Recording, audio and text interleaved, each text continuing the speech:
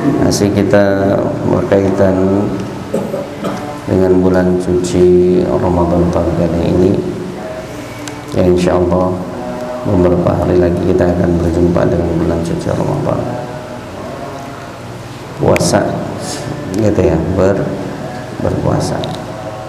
Nah, saya harap oleh karenanya di antara kita yang memang masih punya hutang, tolong dibayar. Sekalian yang dirahmati Allah Subhanahu wa taala,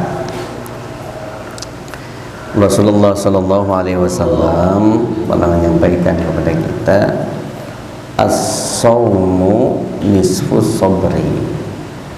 As-shaumu nisfus sabri. Puasa itu adalah sebagian daripada sabar. Gitu. Puasa itu adalah sebagian dari pada sabar. Rawahu Tirmidzi wa Ibnu Majah. Riwayat Imam Tirmidzi dan Ibnu Majah. Jadi puasa itu sebagian daripada sabar. Kemudian kata Rasulullah di dalam hadis yang lainnya, as-sabru nisful iman. Sabar itu adalah sebagian daripada iman. Sabar itu adalah sebagian daripada iman. Nah, itu. Nah. Pahala orang-orang yang bersabar, pahala orang-orang yang bersabar, innama yuwaffas sabiruna ajrahum bighairi hisab. Bighairi hisab. Jadi pahala orang-orang bersabar kata Allah Ta'ala adalah apa? Tanpa hitungan, bighairi hisab. Itu begitu. Macamnya.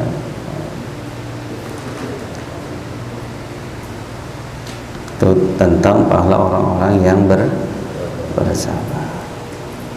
Jadi innama yuwaffas sabiruna ajrahum bighairi hisab. Gitu. Jadi orang-orang yang berpuasa.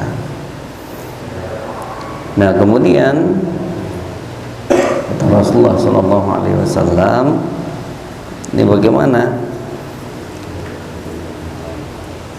Inna syaitana, sesungguhnya setan tersebut, la yajri min ibni adama majrad dami. Sesungguhnya setan tersebut la yajri, pasti akan berjalan, min ibni adam, dari anak manusia, majrad dami, tempat berjalannya, tempat mengalirnya darah dalam tubuh kita. Jadi setan itu mengalir di dalam berada di dalam aliran darah manusia. Fadayyiku, karena kita tahu setan itu mengalir dari atas ke bawah. Ini ada setan. Kata Rasulullah, fadayyiku, oleh karena itu sempitkanlah, jadikan sempit. Majariyahu, tempat apa? Tempat mengalirnya darah. Dengan cara apa? Bil ju'i, dengan cara lapar. Dengan cara lapar. Nah, itu dia. Makanya ingin berpuasa, gitu ya.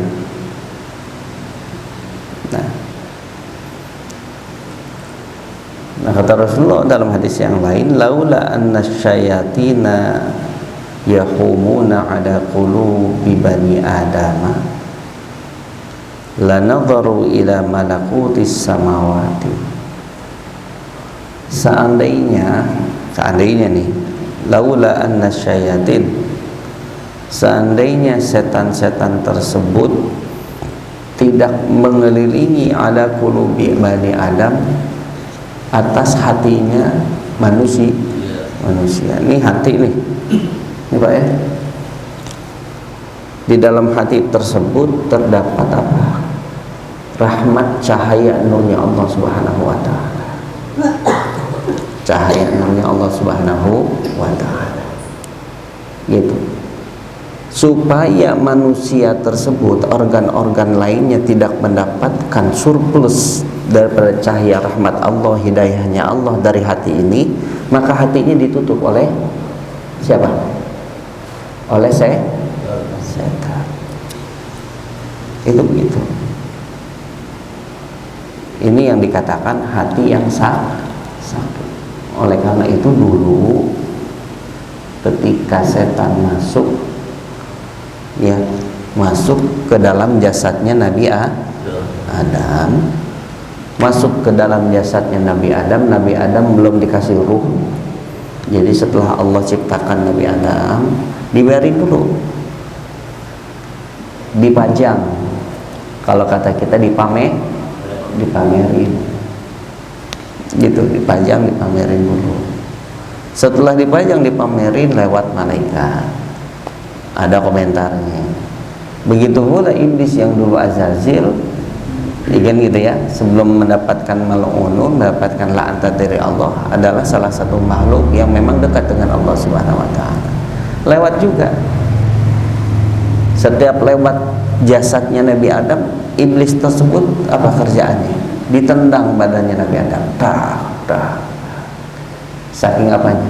Saking hasutnya, nggak seneng. Allah ciptain Nabi Adam. Akhirnya iblis penasaran, gimana sih ini yang namanya khalifah fil ardi, Allah ini ciptain, kan gitu. Masuklah iblis melalui mulut. Jadi iblis nggak masuk lewat kuping, iblis nggak masuk lewat, tapi iblis masuk lewat. Nah, makanya kalau nguap kudu kalau nggak ditutup kemasukan, bukan kemasukan alam. Gitu. Tutup. Makanya kan adab kita kalau lagi nguap, apa itu? Tutup. Kita bukan Rasulullah yang nggak pernah nguap. Taat Rasulullah nggak pernah nguap. Kalau kita kan nguap terus. Iya kan? Pengen sholat, lagi sholat nguap, lagi zikir, lagi ngaji, oh ya udah, kecuali di depannya ada gitu. Jadi begitu. Nah, ketika masuk itu badan kita diacak-acak, Pak. Maksud diacak-acak itu seluruh titik pojokan-pojokan anatomi tubuh kita. Nabi Adam, kakek moyang kita itu tahu pojokan-pojokannya. Ini tempat ini, tempat ini. Jadi ngerti. Nah, kemudian iblis itu keluarnya lewat mana? Masuk lewat mulut, keluarnya lewat dubur. Namun ada satu organ yang tidak bisa dimasuki oleh iblis. Apa itu? Qalbun. Apa qalbun? Makanya dalam hadis yang diriwayatkan oleh Ahmad an Abi Hurairah ini, gitu, setan itu cuman bisanya kelilingin apa?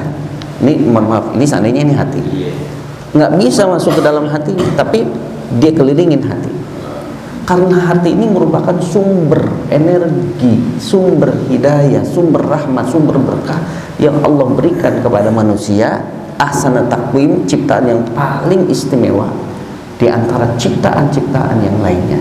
Nah, disinilah manusia mendapatkan hidayatul aqli, hidayatul hawas, hidayatul ilham, hidayatul din, hidayah-hidayah yang lainnya. Itu pinter iblis, pinter. Saya nggak bisa masuk ke dalam apa? Ke dalam apa nih? Ke dalam hati. Namun saya bisa ganggu manusia dengan cara apa? Menghalangi cahaya-cahaya rahmat hidayah Allah tersebut ke manusia dengan cara apa? Menghalanginya, menutupi hati tersebut. Tuh. Paham? Hatinya mah tetap. Makanya redup hatinya, redup hidayahnya. Karena kenapa? Karena penuh dengan kerak, ditutup dengan dosa, ditutup dengan perbuatan-perbuatan maksiat terus, lambat laun terus. Tuh gitu. Namun besok di bulan Ramadan gitu ya, karena bulan Ramadan adalah banjirnya rahmat, banjirnya berkah, banjirnya maghfirah, banjirnya energi dari Allah, banjirnya nur cahaya dari Allah Subhanahu wa taala. Terus saja, karena keberkahan bulan Ramadan, siapa aja yang masuk ke bulan Ramadan maka dia beruntung. Kenapa? Walaupun ini dikelilingi, karena saking banyaknya apa? Saking banyaknya apa? Karena saking banyaknya karena saking banyaknya cahaya, lambat laun sampai pasti hati ini akan yang memang apa? Tertutupi oleh apa? Oleh kerak-kerak dosa dan maksiat. Lama-kelamaan namun pasti akan bertambah apa? Berkurang. Akan berkurang terus berkurang. Apalagi bagi kita yang memang di luar Ramadan menjaga ibadahnya, menjaga kewajibannya, apa itu sholat lima waktunya, apalagi ditambah dengan sunnah-sunnah. Nah itu saya pengen tanya, kalau kita kebanjiran duit aja, kalau kita ngambilnya cuman pakai tangan, dapatnya banyak nggak? Nyawer aja, nyawer, ya kan? Nyawer. Gimana caranya kita nyawer? Ada orang nyawer, kita dapatnya banyak. Pakai apa? Pakai tampah. Nah, pakai kalau enggak pakai dapatnya banyak nggak? Banyak. Orang share kita diginiin, orang lain pada begini, gitu kan? Mungkin kita udah terlalu kan, gitu kan? Begitu pula banjirnya rahmat Allah, banjirnya berkahnya Allah, banjirnya maghfirahnya Allah, khusus di bulan suci Ramadan. Kita kudu nyediain wadah, kita kudu menyediakan wadah yang gimana? Wadah yang kagak bocor, wadah yang enggak bocor. Sebanyak apapun banjir rahmat, berkah dan maghfirah Allah, kalau wadahnya bocor, kira-kira ada sisanya? Habis. Satu. Makanya perhatiin wadahnya. Udah lama kita nahan puasa, nahan makan, maksudnya nahan minum, nahan syahwat dan yang lainnya, kan gitu, nahan pandangan dan yang lainnya. Namun kalau wadah kita bocor,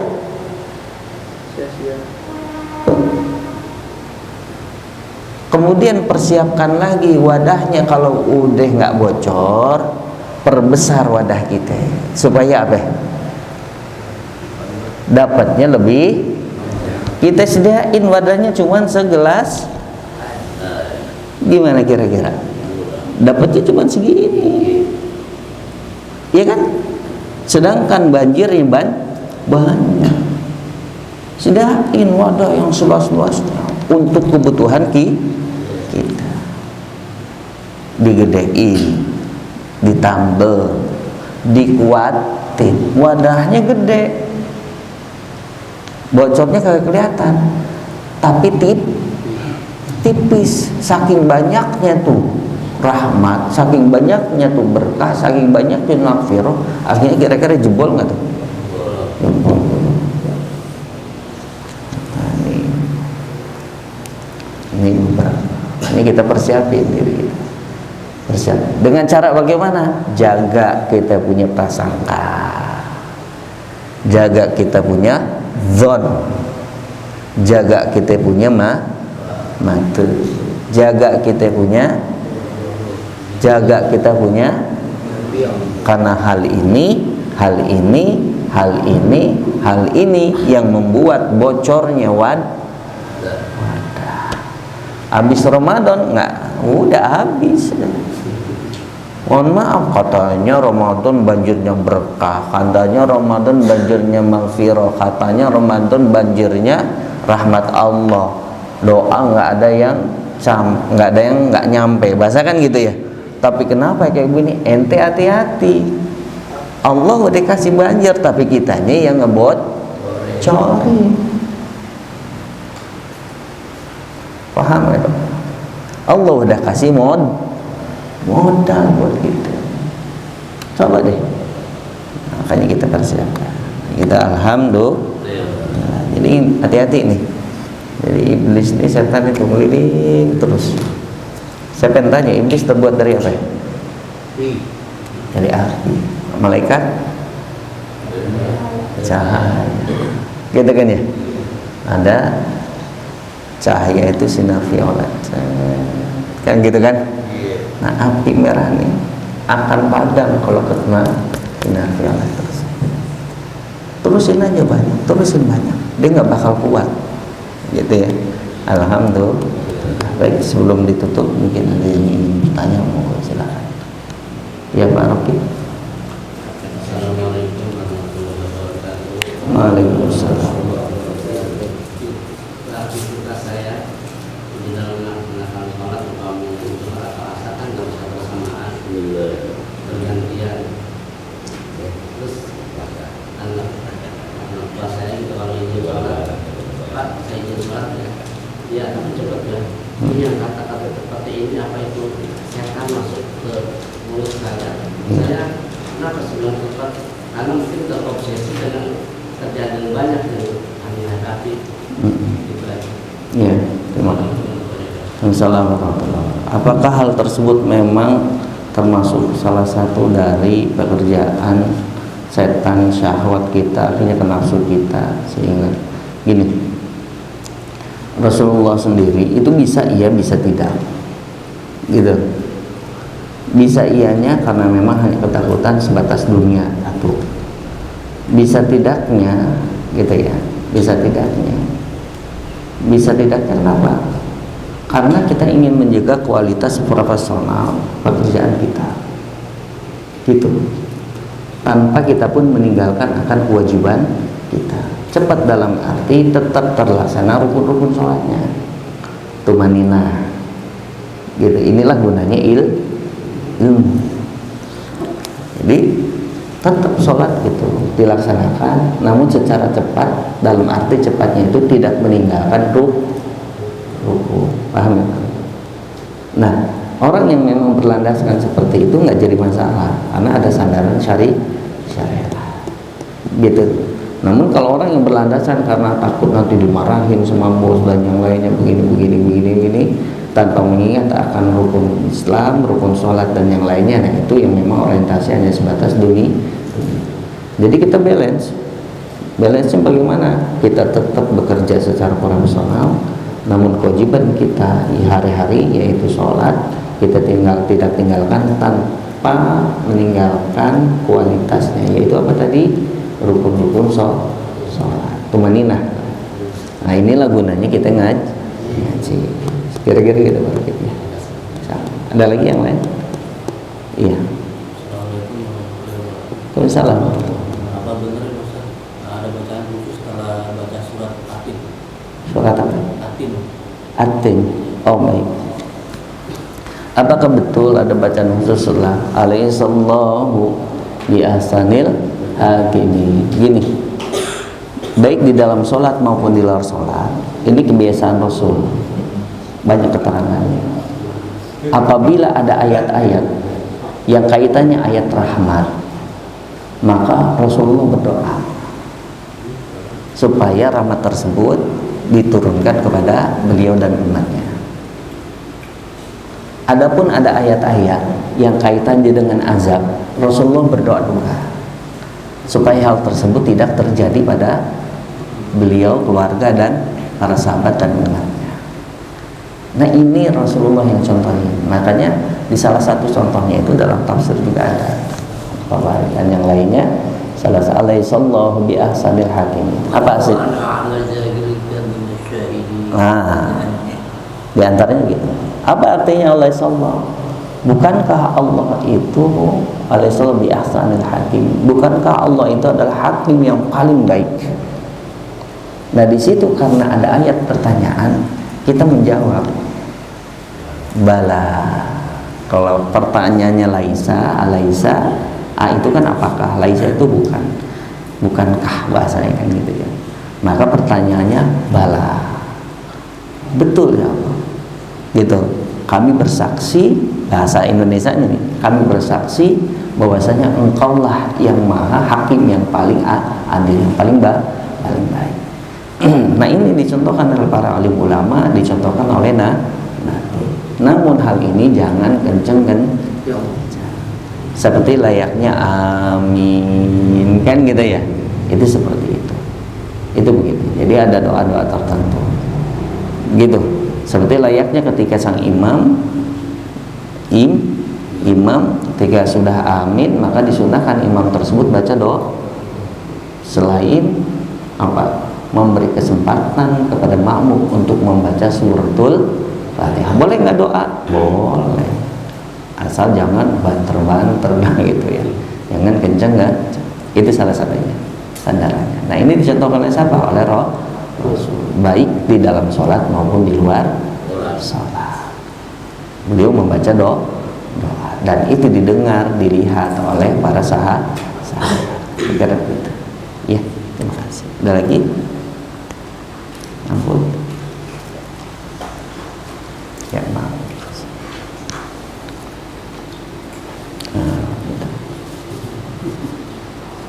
Pertama, apa hukumnya arisan? Hukum arisan sebenarnya hukumnya boleh-boleh saja, gitu. Satu, gitu ya. Hukum dasarnya boleh, asal tidak merugikan antara satu dengan yang lain. Intinya yang namanya arisan itu dibentuk saling menguntungkan, tidak saling merugikan. Nah itu gitu. Ketika di dalam satu perjalanannya ada yang keluar, maka di situ punya aturan yang tidak merugikan, tidak mendolimi, baik mendolimi yang masih ada maupun yang keluar. Jadi prinsip dasarnya itu, gitu ya. Arisan berkaca, apalagi kaitan dengan untuk disatukannya satu misalkan keluarga lah gitu ya, ada arisan keluarga supaya ada silaturahmi. Namun totally sifatnya tidak memberatkan dan tidak saling merugikan. Artinya mafhum mukhalafahnya saling menguntungkan. Itu begitu karena sifatnya untuk saling membantu. Kemudian suami saya menikah lagi secara diam-diam tanpa memberitahu saya terlebih dahulu sebagai istri sah. Itu bagaimana hukumnya? Sah. Seorang suami yang menikah lagi tanpa diketahui, tanpa izin daripada istri yang pertama, dalam kacamata syariat adalah sah. Ini ibu-ibunya nggak ada. Kalau ibu-ibunya ada pada gitu kali ya. Itu sah, gitu Pak. Ya bentar mati ya, sah nggak? Sah.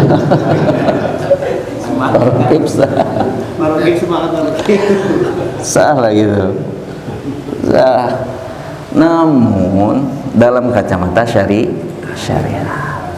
Namun dalam kacamata adab, gitu ya. Dalam kacamata adab. Cacat karena hal ini belum, alasannya itu harus jelas terlebih dahulu. Apa motivasi sehingga sang suami ini harus menikah kembali tanpa sepengetahuan? Itu apakah karena istri pertamanya itu, mohon maaf, mandul gitu? Apakah karena istri pertamanya ini terlalu galak? Ramadan pengajian hari Ahad, mudah-mudahan sehat afiat kita semua. Al-Fatihah. A'udzubillahi minasyaitonir rajim. Bismillahirrahmanirrahim. Alhamdulillahirabbil alamin. Iyyaka na'budu wa iyyaka nasta'in. Shiratal ladzina Allahumma salli wa sallim wa barik ala sayyidina wa habibina wa syafiina wa dhafrina Muhammad. Allahumma ja'al jam'ana hadha jam'an marhuman wa tafarruqana bi tafarruqan ma'suman wa la taj'al fina wa la ma'ana syaqilan wa la mahruman bi rahmatika ya arhamar rahimin. Allahumma ja'alna wa auladana min ahli al-ilmi wa ahli al-khair wa la taj'alna wa iyyahum min ahli syarri wa dhahirin innaka 'ala kulli syai'in qadir. Rabbana anzilna munzalan mubarakan wa anta khairul munzilin. Rabbana anzilna munzalan mubarakan wa anta khairul munzilin.